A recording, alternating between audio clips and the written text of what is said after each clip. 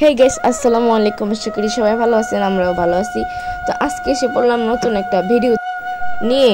তো এই ভিডিওতে দেখতেছেন প্রথমে আমরা পেঁয়াজগুলো ধুয়ে নিতেছি, আর আজকে আমরা বানাবো শুটকির ভর্তা। তো শুটকির ভর্তা শুনলেই জিভে জল এসে পড়ে। আর আজকে আমরা স্বপন মাছের শুটকির ভর্তা বানাবো। তো স্বপন মাছের শুটকির ভর্তা কে কে খেয়েছেন কমেন্ট করে বলে দেবেন। আর এই ভর্তাটা আসলে অনেক মজাদার হয়। তো আপনারা দেখতে থাকেন আমরা কিভাবে ভর্তাটা বানাই।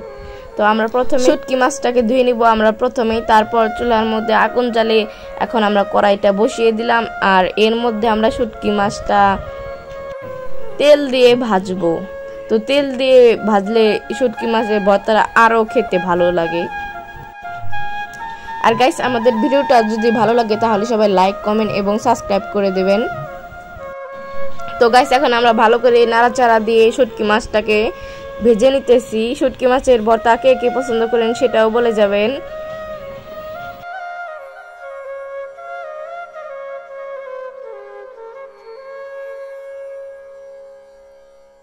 তো গাইস, আমাদের শুটকি মাছগুলো ভাজা হয়ে গেছে, এখন আমরা এটাকে নামিয়ে নেব। আর এখানে আমরা শুকনা মরিচগুলো ভেজে নেব। শুকনা মরিচ দিলে আরো অনেক অনেক বেশি ঝাল লাগবে, কারণ ঝাল ছাড়া তো ভর্তা জমে না। আর গাইস, আমাদের মাছগুলো এখন ভাজা হয়ে গেছে। মাছগুলো অনেক ছোট ছোট, দেখতে অনেক ভালো লাগতেছিল, মনে হচ্ছিল আমি এখনই গিয়ে খেয়ে ফেলি। তো গাইস, আমরা এখন ভর্তা বানানো শুরু করব। এখানে আমরা দিয়ে দিলাম শুকনা মরিচ যেগুলো আমরা ভেজে রেখেছিলাম ওইগুলা। আর এখানে আমরা পেঁয়াজ কুচি ভাজবো তেলে।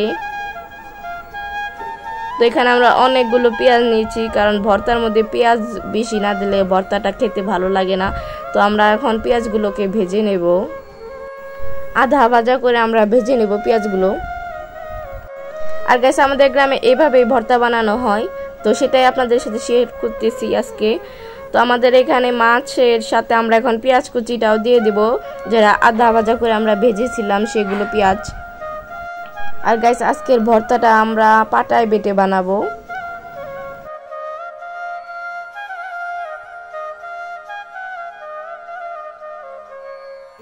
তো গাইস, প্রথমে আমরা পাটায় শুকনা মরিচগুলো বেটে নেব লবণ দিয়ে।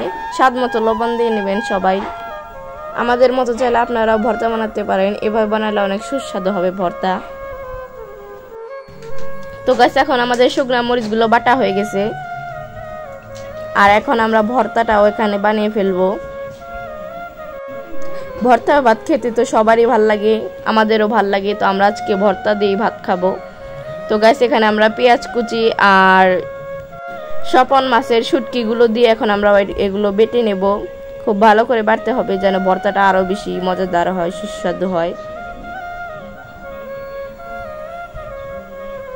তো গাইস, দেখতেছেন আমাদের অর্ধেক বাটা হয়ে গেছে, আমাদের আরো বাটতে হবে, আরো পরিশ্রম করতে হবে।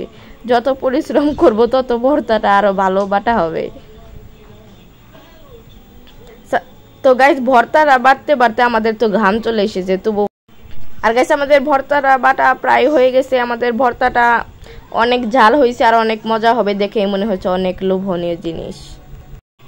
তো গাইস, আমরা এখন ভর্তাটা প্লেটে রেখে দিছি। আমাদের ভর্তাটা বানানো শেষ। অনেক সুন্দর লাগতেছিল দেখতে, আর অনেক সুস্বাদুও লাগতেছিল।